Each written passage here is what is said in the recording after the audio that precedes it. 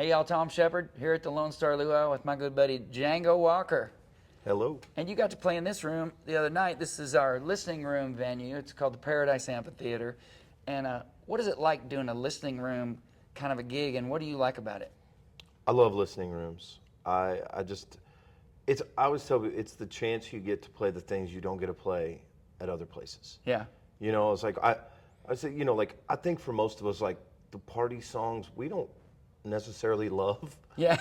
Like we write them because we know that like they're necessary and whatever. But like It'll most be good of the time, in a bar or something. yeah, like like most that. of us Yeah. as songwriters, we really like the ones that have a meaning and that we've thought about and done it. And these kind of rooms are that thing where it gives you the chance to play those because you're like you're not gonna play it in the blue light in Lubbock. You're not gonna play like here's a song about my dad. You know, right. Like, I love a listening room vibe. It's like the Bluebird Cafe in Nashville. Yeah. And you spent a lot of years in Nashville as a songwriter. I did. And you had songs recorded by Pat Green. Mm-hmm. What was the Pat Green song? Texas on My Mind. Love that one. And also, you did something that a lot of people have not done, and that's get Jimmy Buffett to record one of your songs because he mostly wrote his own songs. Mm-hmm. So how did he come about recording your song? Just luck. I mean, it's 100%. I told the story last night that his people told me, thank you for sending it, but he doesn't cut outside songs. Yeah. And that's where it left. And I mean, it got all the way to him. And that was the key to the entire thing, was that like somebody did play it for him and he just liked the song. And I don't know if it was the Jerry Jeff connection or what maybe pushed it over the edge for him or something like that. But yeah, I mean, even with your musical background, now Django comes from a musical family. His dad is Jerry Jeff Walker. Mm-hmm. And so, musicians, listen to me. Even if your dad is Jerry Jeff Walker, it's still hard to get your song recorded. It's impossible, songwriters. It's hard. Yeah. So tell me, what was it like growing up with your dad? I mean, was he around a lot, or was he always on the road, or it was a what good was mix. It like? It was a good mix. I tell people, it's weird because everybody was like, man, I don't know how you do it. Like I couldn't imagine my dad being gone for a month at a time. And and I was like, for me it was normal. Yeah, right. Like I didn't know. I would go to other people's house and be like, man, your dad's here a lot. Like it's really weird. Right. Like, and then, but like, and I was when he was gone, he was gone. He was working and doing his job. And when he was home, though, he gave us 100% of him. That's great. And I said that sometimes that's better because I feel like if you have the other side of things.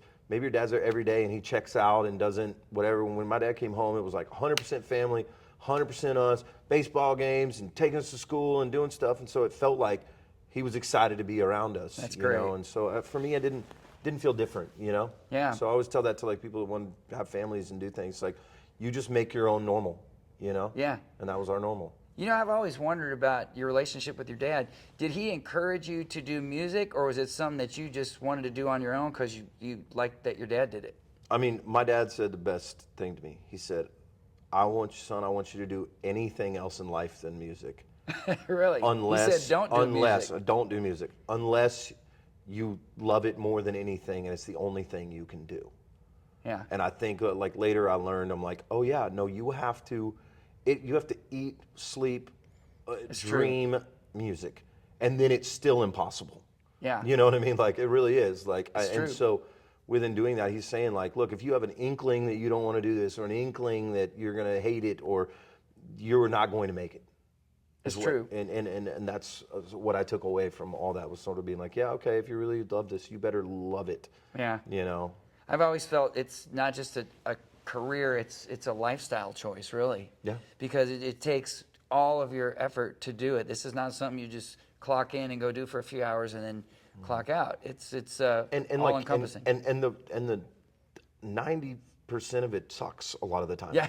It's not all glamorous. Like the hour and a half you get on stage it's the joy of the day. That's right. It's like you're driving and it's 5 hours to the gig and the hotel sucks and the thing and and like you 4 days in a row and your clothes are dirty and like all this sort of stuff, and then you get to go up there and go, all right, I get to perform now. It makes it all worth it. But if you don't love that, you're going to be really miserable. That's right. Like a lot.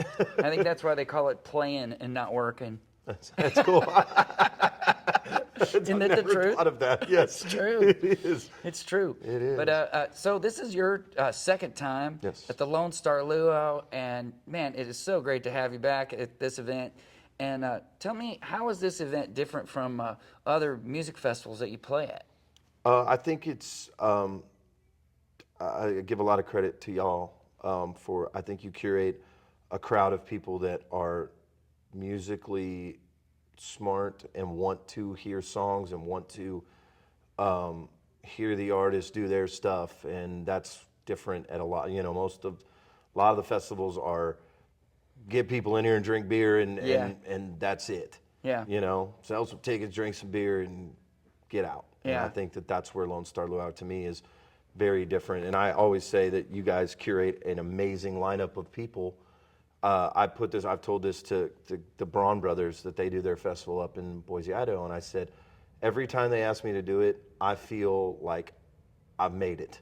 Yeah. Because they don't invite people they don't like. Yeah. Musically, and I feel like Lone Star Luau is that. Like, you guys don't invite people you don't like, and people that aren't good or up to the level that you want it to be at, and that curates this beautiful thing between artists, people that come. It's this little world. It's true. As a business side of this thing, you know, the first piece of advice I got when I said I'm going to do a music festival, the first piece of advice I got from friends was, don't invite musicians that just you like. Make sure you invite musicians that are going to draw a big crowd and stuff. But I've always kind of bucked against that because I'm like, no, I want to introduce our fans to all these other amazing artists that we know, that we love. And you're right. We really only invite people that we are super passionate about their music because we're fans first. Right. Before we were musicians, we were fans, and we just want to share you with Right. our people. Right. My wife Coley and I came from a background in Nashville as songwriters. Then we moved to Austin, and became touring artists there and did that mostly. And then along the way, we found this whole trop rock community of people. And so Lone Star Luau is a blend of all three of those things. 100%. So I think you're the perfect example because you got a Texas pedigree. Mm-hmm. You spent time in Nashville as a writer. Yeah. And definitely got the trop rock connection with Jimmy Buffett and your dad. Now tell me about your dad and Jimmy and how your dad was responsible for Jimmy getting to Key West. Yeah, it was, Jimmy was a radio promoter in Nashville, and my dad was his artist. And my dad just slipped him his number one time. I was like, hey, if you ever get out of Nashville, need a place. I'm in Miami. I'm in Coconut Grove. And, you know, it's late 60s, early 70s, and there comes Jimmy Buffett on a payphone calling him up. It's like, hey, man, I'm here. My dad was like, perfect, come on by. And they lived together in Coconut Grove for a little while. And then my dad said he was hopping in his old Packard and driving down to Key West and strongly encouraged Jimmy should go. And as they say, the rest is history. It's true. You think he was just trying to get him out of his house? Probably. I think that's probably it. Or he's hoping he would go, no. And Jimmy's like, yeah, sure. Yeah. I'll go wherever you're going. Sure. And, you know, and Jimmy's responsible for my dad finding Austin. Really? Yeah. I didn't know that part of the story. So Jimmy had gone down there, and Jimmy had told my dad that, like, hey, man, there's a cool thing going on right there in the hill country of Austin. You should go check it out. It's Guy Clark, and it's Towns Van Zandt, and it's all these guys. You should go check them out. And so my dad was on his way to California. He left Key West, was like, I'm bolting. I'm going to California. He pulls into Austin. Like the third day maybe, or third or fourth day, Guy's like, hey, I want to go out to this little town called Lukenbach. You want to come? My dad's like, sure. He meets Hondo Crouch, and my dad stays in Austin because of Hondo. Wow. Then he meets my mother, and obviously that was the ultimate thing that kept him. But my mom told me, he was like, yeah, Jerry Jeff was headed to California. He was going to move like San Francisco or something. And on his way, he stopped and he met Hondo at Lukenbach, and he felt like Hondo was his long-lost dad.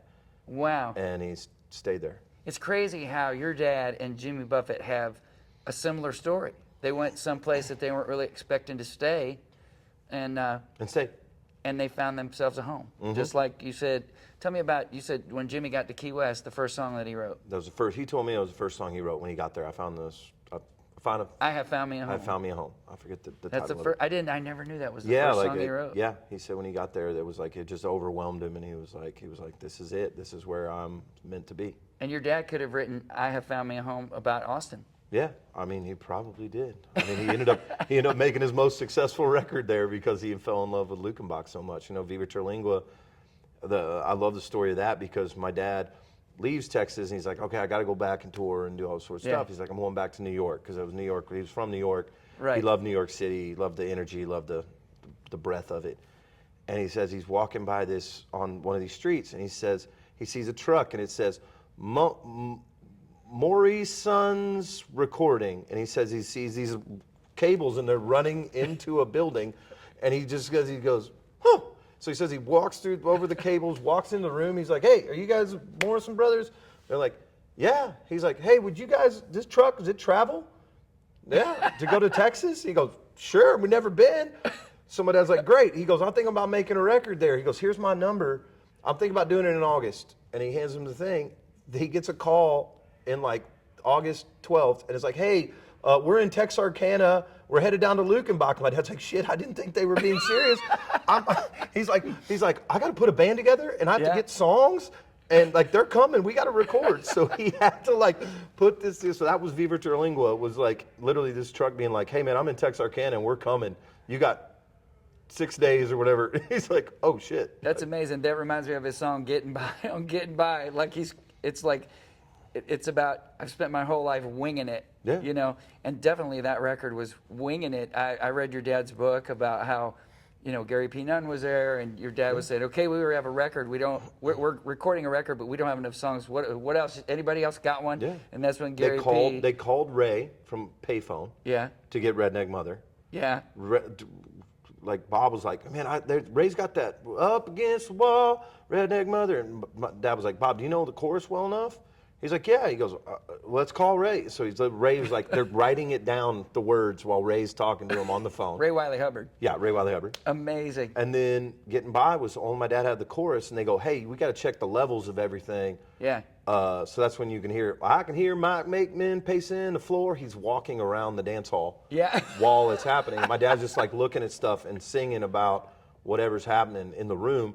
And then they got done with it, and they're like, well, that's pretty cool. Let's just keep it. Yeah, I love that song. Yeah. I love it because, yeah, a lot of this being a musician is, I feel like sometimes it's definitely winging it. Yeah. As they say, sometimes you have to, you know, finish the plane after you've already started flying it. Oh, for sure. Oh, yeah. You know? Yeah, it's like when you get up there and you're like, I don't know how to land it. Yeah. That's amazing, though. Up Against the Wall, Redneck Mother, that's like your dad's signature, one of his biggest songs besides Mr. Bojangles. Yeah. Yeah, I would think that. London Homesick, Gary's song. Yeah. But like, I mean, you know, I always said that my dad was my dad had the first record deal. Yeah. Like Willie didn't have a record deal. Mm-hmm. My dad was the first. Yeah.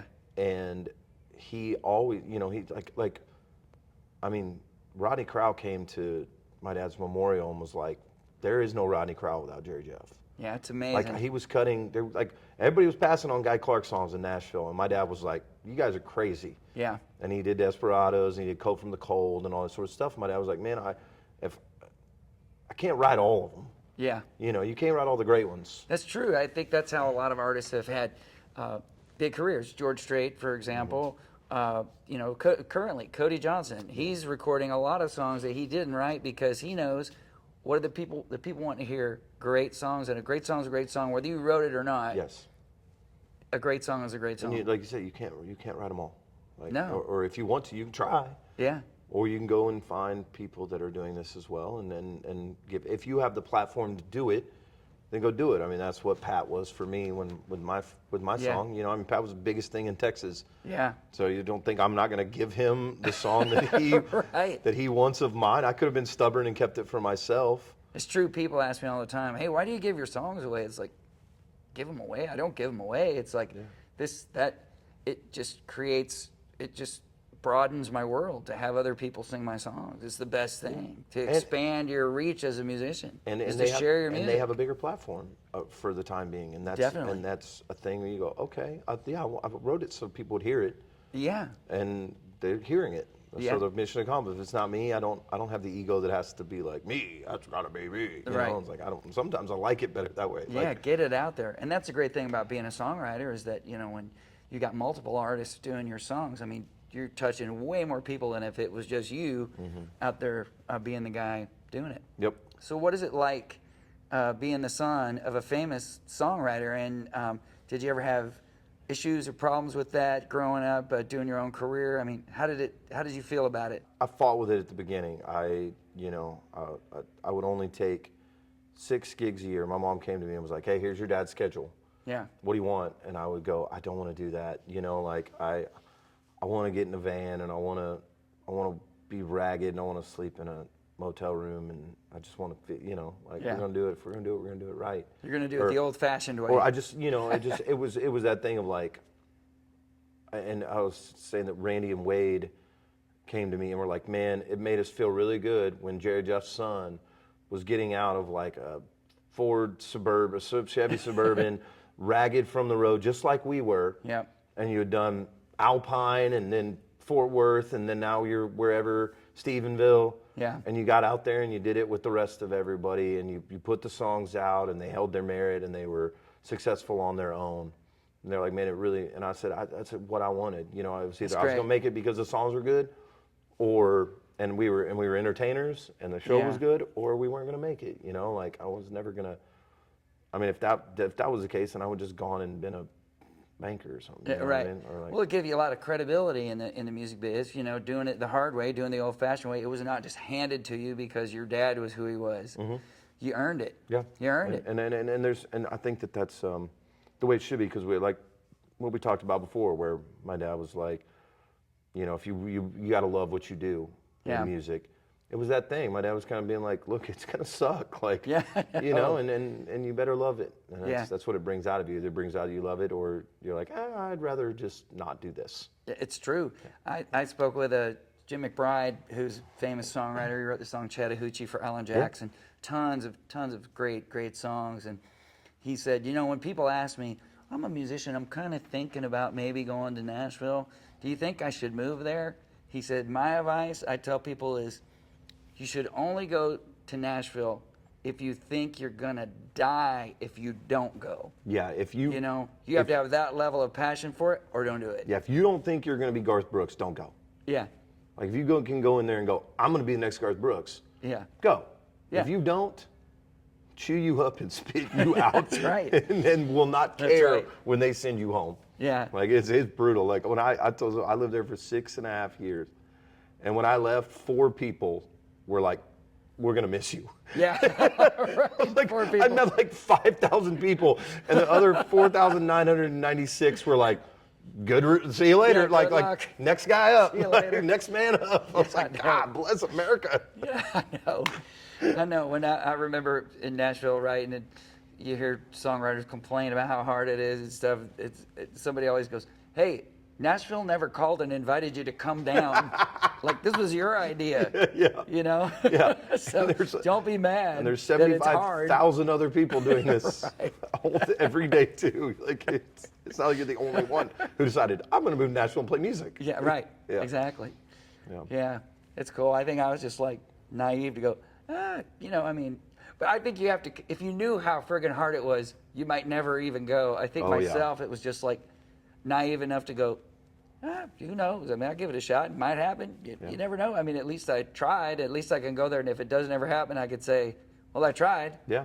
But it worked out for me. I was the same way. I was like, I'd rather write songs than tour. And I was like, okay, so I'm just going to go there and, I write songs. Yeah. But I didn't know, I did not know the beast. I did not know the machine. Yes. I learned it's probably like being in high school baseball and then showing up to the major leagues. Oh, yeah, and being yes. like, whoa, for we sure. do all this?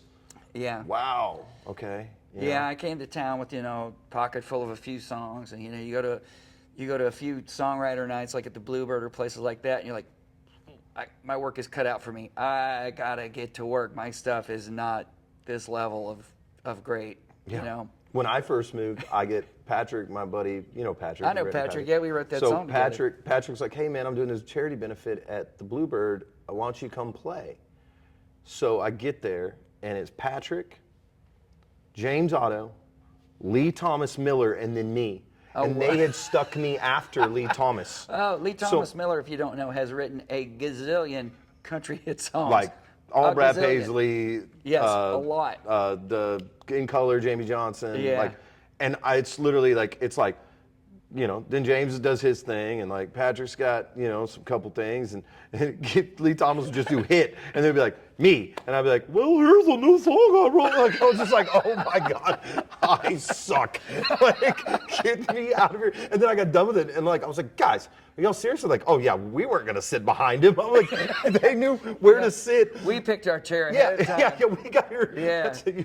You sit here, newbie. Yeah, you got there late. you're learning a very valuable lesson. So I was like, oh man, this is gonna be you're gonna have to get in the tool shed and do some woodwork. That's right. It's not just a job; it's an adventure. Yeah. It's a lifestyle. Yeah. I love it. Well, man, All right, Tom, thanks for being here, buddy. Django. Yeah, thank you, man. Love you, man. Thanks, love you, dude. That was great.